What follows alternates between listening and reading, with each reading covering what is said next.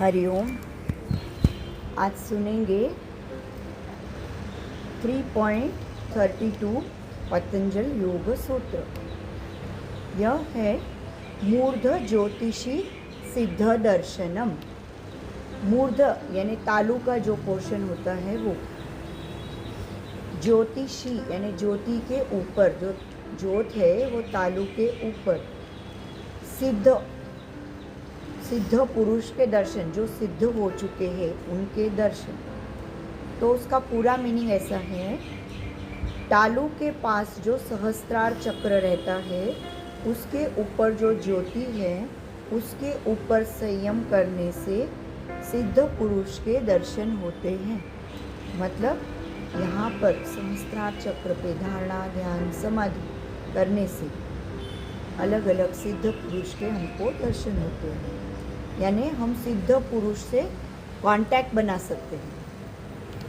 ठीक है, अभी इसमें आगाशे सर ने एक्सप्लेनेशन देते हुए बताया है कि शिर के स्थित ज्योति पे संयम करने से सिद्ध पुरुष का साक्षात्कार होता है। ये जो तालु है हमारा, यहाँ पे ब्रह्मरंध्र होता है। इस रंध्र से जीव का अंतिम सत्य से यानी ब्रह्म से संपर्क साधा जाता है। मतलब ब्रह्माभिमुख रहना, मतलब क्या कि ब्रह्म से अपना जो रिश्ता बनाया रखें। और यहीं पे सहस्त्र दल कमल यानी 1000 पेटल्स लोटस, यहाँ पे भी हम सहस्त्रार चक्र देखते हैं तो ऊपर वाला जो है 1000 पेटल्स का लोटस है। तो जैसे गंगा ने सागर से मिलना, यानी नदी है, गंगा नदी है, और उस सागर से जैसे मिलती है वैसे ही मूलाधार चक्र से जो उगम हो जाती है कुंडलिनी शक्ति, वो षट चक्र का भेदन करते करते सहस्त्र दल के अथांग सागर में मिल जाती है। जब हम श्वास लेते हैं मूलाधार से सहस्त्रार तक, तो वो कनेक्शन यहाँ पे बताया हुआ है। और उसकी जो एहसास जो होता है, उसकी जो बाउंड्रीज है वो असीमित है, मतलब अनलिमिटेड, कि वो जो उसका एहसास होता है। और यह भाग प्रकाशमय है, और इस प्रकाश से संपर्क साधना, यानी जिसको वो प्रकाश प्राप्त ऑलरेडी हो चुका है, उन सिद्ध पुरुष से संपर्क साधना। समझ में आई बात कि क्या बताया कि अगर हम यहाँ से यहाँ कांटेक्ट करते हैं, श्वास प्रश्वास लेते हैं, तो जो सिद्ध हो चुके हैं वो पुरुषों से हम कांटेक्ट करते हैं। अगर हम यहाँ से यहाँ श्वास प्रश्वास लेते हैं तो शिरस्थित ज्योति का ध्यान करने से सिद्ध पुरुष का दर्शन होता है, ऐसा मतलब उन्होंने समझाया है। फिर पोपर्डेकर जी ने भी यही बताया है कि जो न्यू बॉर्न बेबी रहता है उसके बालक के इस जगह पे रंध्र मार्ग का, मस्तक का अग्रभागी जो रहता है मुख, वो स्पष्ट दिखता है हमको, क्योंकि उसको बाल कम रहते हैं, एकदम टकलू जैसा रहता है, तो हमको सब दिखता है उसका वो जो ब्रह्मरंध्र है वो। और यही ब्रह्मरंध्र से सुषुम्ना नाड़ी का संयोग होता है। मतलब मूलाधार से जो निकलती है सुषुम्ना नाड़ी, बीच वाली नाड़ी, राइट में है वो पिंगला नाड़ी, लेफ्ट में है वो ईड़ा नाड़ी। राइट नोस्ट्रिल इज पिंगला सूर्य नाड़ी एंड लेफ्ट नोस्ट्रिल इज चंद्र नाड़ी। तो उसके बीच वाली जो सुषुम्ना नाड़ी है वो सीधा यहाँ पे कांटेक्ट होता है, और वहाँ पे सत्व प्रकाश रूप तेज निर्माण हुआ रहता है, और उसी को मूर्ध ज्योति ऐसे बोलते हैं। तो अगर योगी ने इस ज्योति के ऊपर संयम किया, संयम का मतलब है धारणा, ध्यान, समाधि, तो बहुत सारे ऋषि मुनि और सिद्ध पुरुषों का दर्शन होता है। कभी कभी हम बोलते हैं कि मेरे सपने में ये आए, मैंने आंखें बंद करते हैं तो मुझे शिरडी के साईं बाबा दिखे, या फिर मेरे को स्वामी समर्थ दिखे, कोई भी हमको अपना जो भी है कृष्ण भगवान की दिख रहे, तो सब सिद्ध है ना, तो वो हमको इस तरह से दिखते हैं। अभी स्वामी आनंद ऋषि ने बताया है कि यहाँ पे जो प्राण शरीर में, हमारा जो मस्तक में तालु के पास प्राण शरीर जो है, उस प्राण शरीर में सहस्त्रार चक्र है, और इस जगह ज्योतिर्मय प्रकाश उच्च साधक को समझ में आता है, मतलब जो हायर लेवल का साधक है, जो रेगुलर बहुत साधना में रहता है, उसको समझ में आता है कि यहाँ पे जब मैं धारणा ध्यान समाधि करता हूँ या करती हूँ तो मुझे बहुत मतलब ऐसा सत्व तेज एकदम ऐसा प्रकाश समझ में आता है जब आँखें बंद करता हूँ तो या करती हूँ तो। और जैसे 1.36 में हमने देखा था कि हृदय के जगह पे या भूमध्य जगह पे प्रकाशमान सूक्ष्म ज्योति दिखती है, तो उसी तरह से प्रकाश पुंज सहस्त्रार चक्र पे भी समझ में आता है। हमने अभी सूक्ष्म ध्यान, स्थूल ध्यान, ज्योतिर्ध्यान किया था फ्राइडे को, कौन अवेलेबल थी लास्ट फ्राइडे को, तो हमने देखा था ना, यहाँ पे देखना है हमको, सहस्त्र कमल देखना है, गुरु देखना है, गुरु की प्रतिमा देखनी है, वो सब। तो वैसे फिर अदृश्य सृष्टि यानी पंच ज्ञानेंद्रिय और मन, इनको जो नॉर्मली नहीं दिखती है वह सृष्टि, और इस सृष्टि में विदेही और सिद्ध पुरुष को साधक मिल सकते हैं कि मीटिंग हो सकती है वहाँ पे। थियोसॉफी ने ऐसे सिद्ध पुरुष को मास्टर्स ऐसे बोला है कि हमारे मास्टर्स है, और इसके बारे में बहुत सारी माहिती यानी इन्फॉर्मेशन लिख के गए हैं वो लोग। और ये सिद्ध पुरुष फ्री हुए रहते हैं, मतलब जन्म मरण का फेरा उनको नहीं रहता है, विदेह सिद्ध पुरुष। परंतु वैश्विक नियत के अनुसार कुछ सिद्ध पुरुष अपना पूर्व व्यक्तित्व कायम रखते हैं, और ऐसे सिद्ध पुरुष अध्यात्म मार्ग के साधकों को मार्गदर्शन कर सकते हैं। अध्यात्म मार्ग इस शब्द में ज्ञान, भक्ति, कर्म, तंत्र इत्यादि सर्व धर्म के सर्व साधना मार्ग आ गए।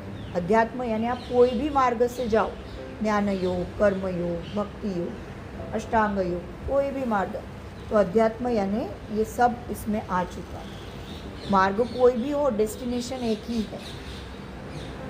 और इस समय इस बारे में एक हमको पॉइंट ध्यान में रखना है कि कोई भी साधन कोई भी मार्ग से अंतिम अवस्था में यानी मोक्ष, कैवल्य, निर्वाण यहाँ तक पहुँच सकता है। परंतु पहुँचा हुआ हर साधक गुरु नहीं बन सकता।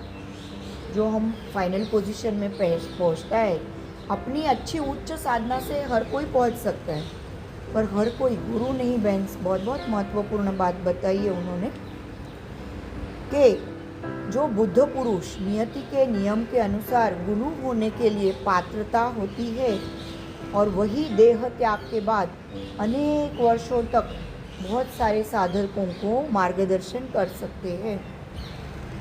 जैसे मैथ्स का हर कोई जो जानकार रहता है, 100% जिसको मैथ्स अच्छे से आता है, वो हर कोई मैथ्स का यशस्वी प्राध्यापक नहीं हो सकता। कोई जिसको मैथ्स अच्छा है वो सीए बन जाएगा, कोई एक्चुअरियल साइंस में आगे बढ़ेगा, कोई किस में आगे बढ़ेगा, कोई अकाउंट्स खाली करेगा, सीए नहीं बनेगा तो भी अकाउंट। हर कोई उसका प्रोफेसर नहीं बन सकता यहाँ पे ऐसा। तो वैसे उन्होंने बताया है कि जो सद्गुरु जो है उन्हीं को यानी मतलब उनको जो हमको राह दिखा सकता है वही गुरु हो सकता है। और एक छोटा सा पॉइंट उन्होंने बताया है कि कोई भी ऊपर के श्रेणी का कोई भी ऊपर के लेवल का साधक नीचे के लेवल के साधक को हेल्प कर सकता है। मतलब हायर लेवल का कोई साधक है तो वो नीचे के लेवल के साधक को हेल्प कर सकता है।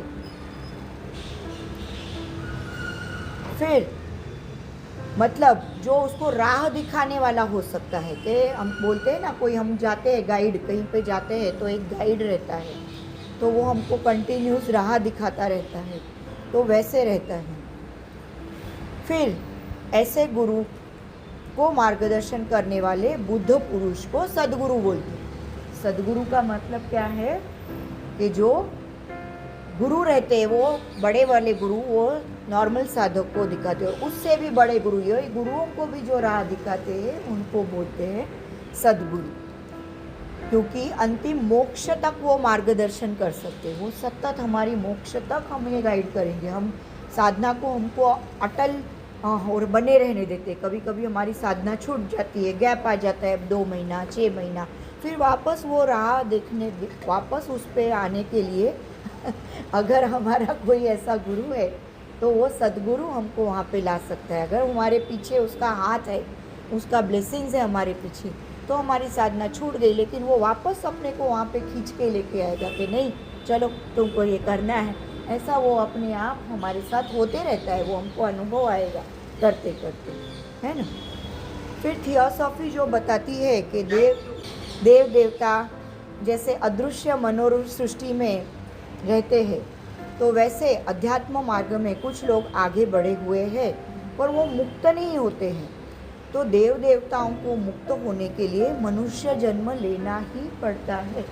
किसी किसी इंसान में हमको देवत्व दिखता है, जैसे मेरे खुद के गुरु में मुझे देव दिखते हैं। इनको पता है, बहुत सारे जिन्होंने दीक्षा ली है वार्ड सर के पास, मैम के पास, तो मुझे उनमें इंसान दिखता है। वैसे किसी को कोई का आपका जो खुद का गुरु होगा, आप उसमें अपने भगवान को देखते होंगे, तो वैसे ही तो उनको मनुष्य जन्म लेना ही पड़ता है। वो जो देवत्व रहता है, क्योंकि उनको बहुत सारे लोगों को एनलाइटन करना पड़ता है, तो उनको मनुष्य जन्म लेना पड़ता है।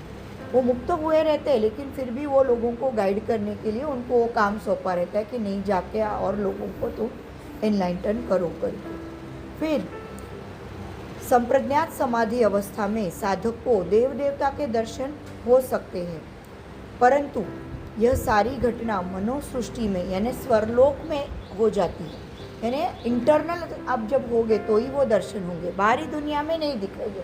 हमारा ध्यान पूरा बाहर चलता है। आप यहाँ आके बैठो या कहीं भी बैठो, कहीं भी क्लास में जाओ, उस जगह जाके बैठते हो आप, तो आप सारा बाहर का सब भूल जाते हैं, व्यवहार वगैरह, तो आप पूरा उसमें इंटरनल होते हो।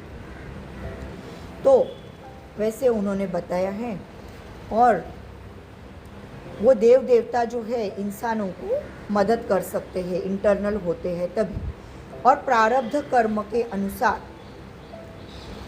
आने वाले सुख दुख भोग देव देवता आगे पीछे कर सकते हैं। संचित हो गए उसका कुछ नहीं, अभी वो जो हो चुके हैं सच्चे अपने स्टोर हो चुके हैं, संचित यानी स्टोर कर्म उसको कुछ नहीं। लेकिन वो जो देव देवता हमारे से कोई ऐसे कर्म नहीं, प्रारब्ध यानी जो चल रहे होते, तो वैसे वो नहीं करवाते कर्म अपने से कि हम गलतियां ना करें बार बार, या बहुत सुख में बहुत आगे बह के न जाए, दुख में हमारा मन का संतुलन ना डलने, समत्व के मार्ग पे रख सकते हैं वो हमको। और उसके सिवाय भोग भोगने के आंतरिक सामर्थ्य भी देव देवता है। यानी अभी जो संसार में जन्म लिया है तो भोग तो भोगने ही है, तो उसके सामर्थ्य भी हमको वो स्ट्रेंथ भी बना के देते हैं। साधना करने से ऑफकोर्स हम साधना करेंगे तो दर्शन होंगे, वो हमको स्ट्रेंथ देंगे।